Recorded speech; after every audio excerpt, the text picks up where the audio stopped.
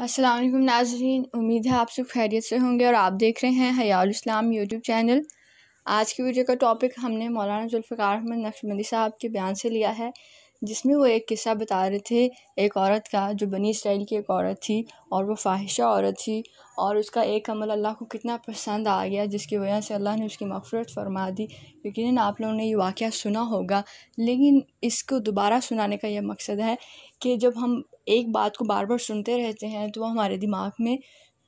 ख़ुद ब खुद जो है वो सेव हो जाती है और हमारे दिमाग में इस्तेहज़ार हो जाता है, उस बात का हर वक्त हाजिर रहती है,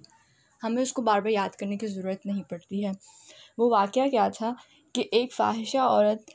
एक प्यासे कुत्ते को पानी पिलाने की वजह से बख्शी गई। उसने सिर्फ़ एक कुत्ते को पानी पिलाया तो अल्लाह को उसका ये अमल इतना पसंद आया कि अल्लाह ने उसकी मग़फ़िरत फ़रमा दी।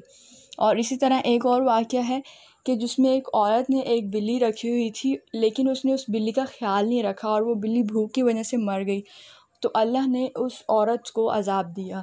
तो इससे हमें क्या पता चलता है कि अल्लाह जो है ना, इस पूरी मखलूक अपनी पूरी मखलूक से